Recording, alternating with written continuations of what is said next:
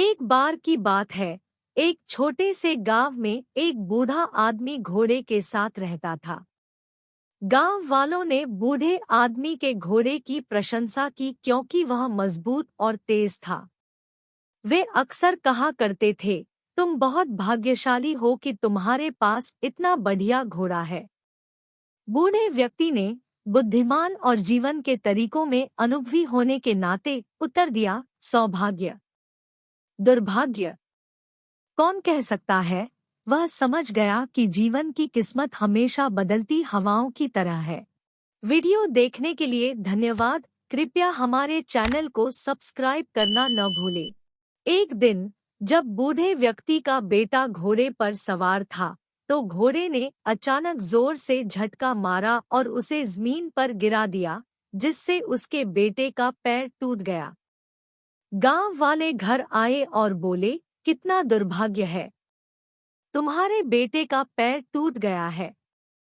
फिर बूढ़े व्यक्ति ने उत्तर दिया, शुभ भाग्य। दुर्भाग्य कौन कह सकता है। कुछ सप्ताह बाद क्षेत्र में युद्ध छिड़ गया और सभी सक्षम युवाओं को सेना में भर्ती कर लिया गया। चूंकि बूढ़े व्यक्ति के बेटे का पैर टूट गया था, इसलिए वह सेना में शामिल नहीं हो सका। ग्रामीणों ने बूढ़े व्यक्ति की किस्मत की प्रशंसा करते हुए कहा, आपके बेटे को युद्ध में जाने की जरूरत नहीं है। आप बहुत भाग्यशाली हैं।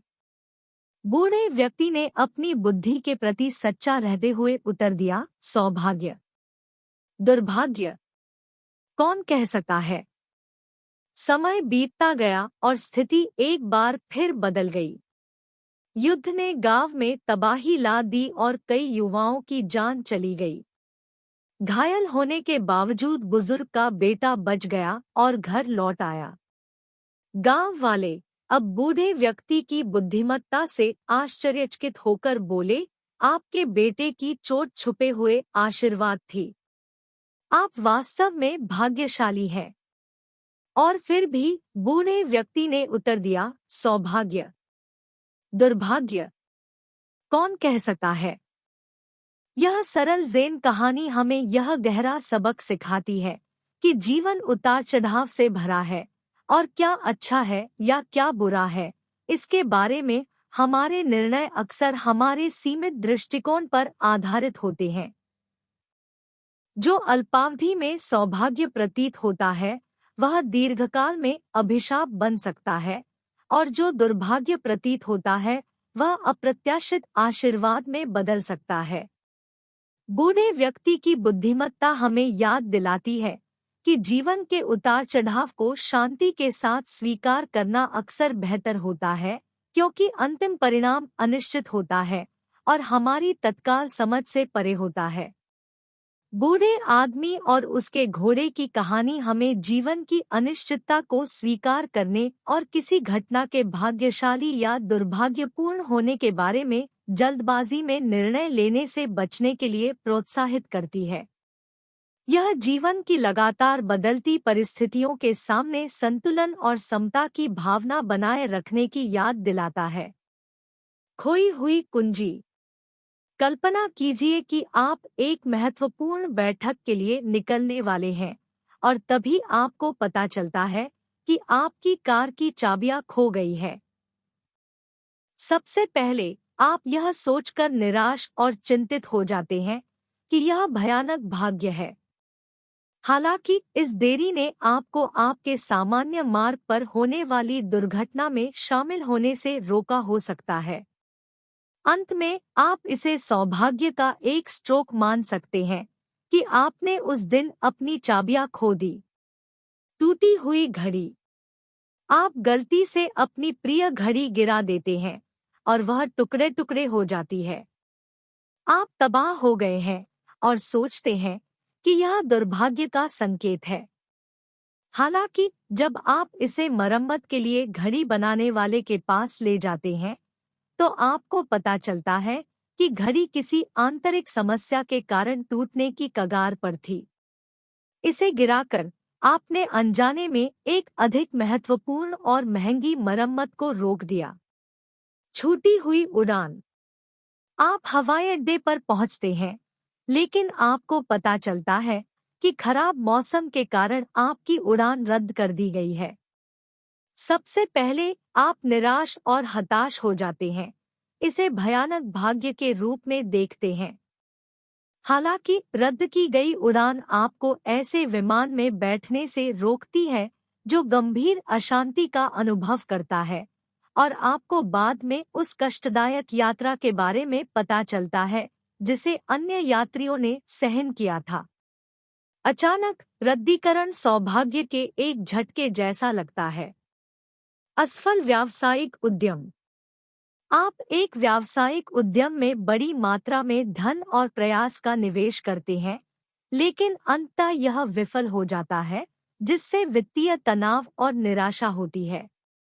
हालांकि अनुभव के माध्यम से आप एक नए बिजनेस पार्टनर से मिलते हैं जो आपके दृष्टिकोण और जुनून को साझा करता है।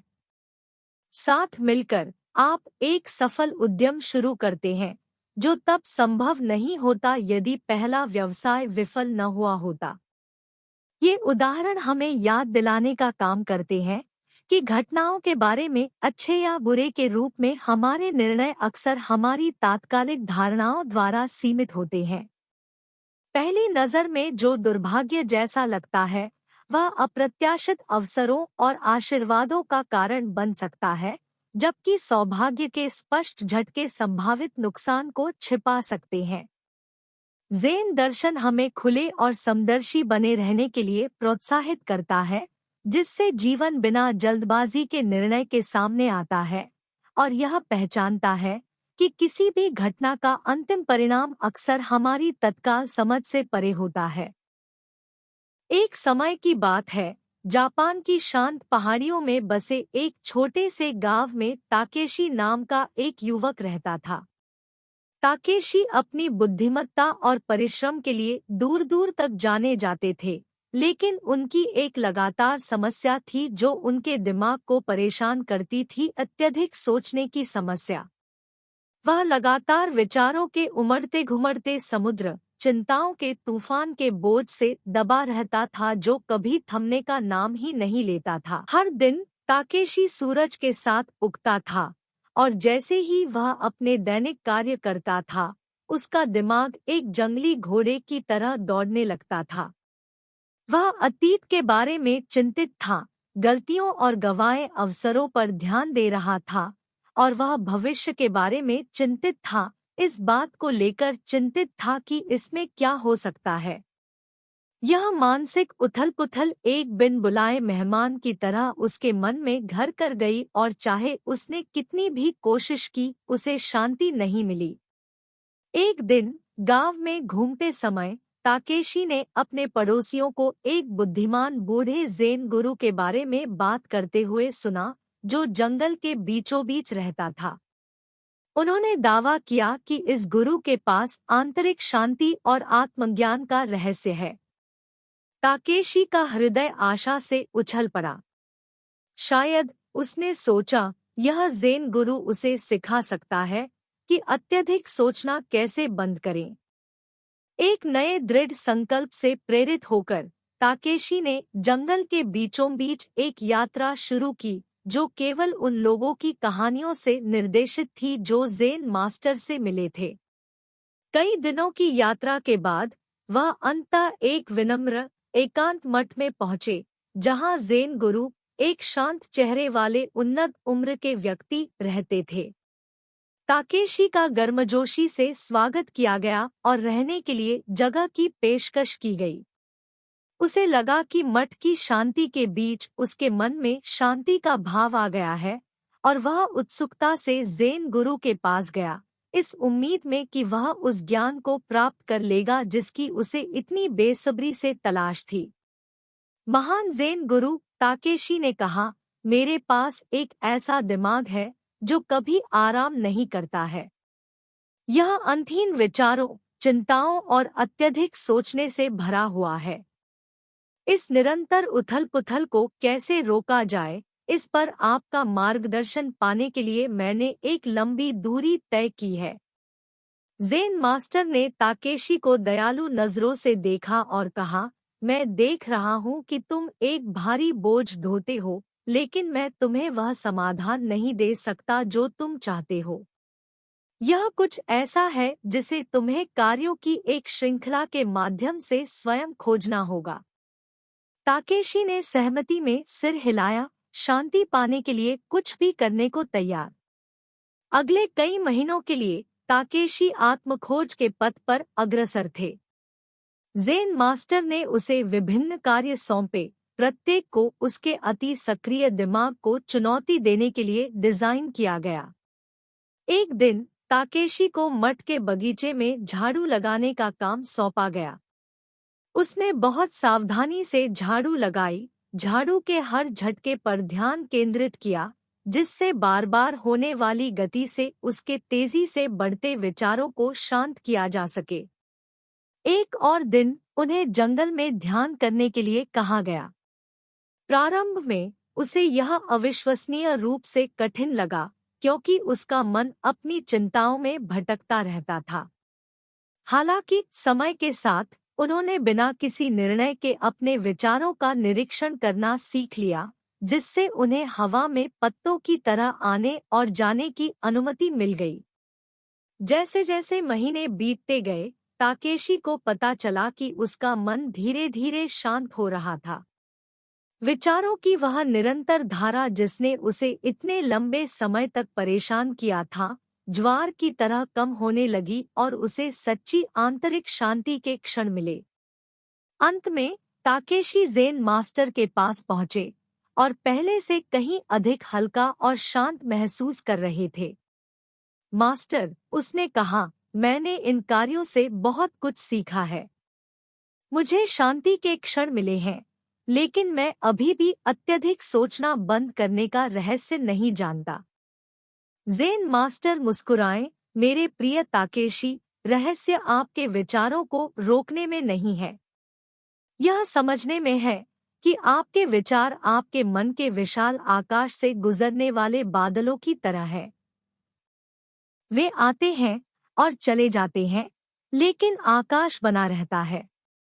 कुंजी अपने विचारों का विरोध करना या उनसे लड़ना नहीं है, बल्कि बिना किसी लगाव के उनका निरीक्षण करना है।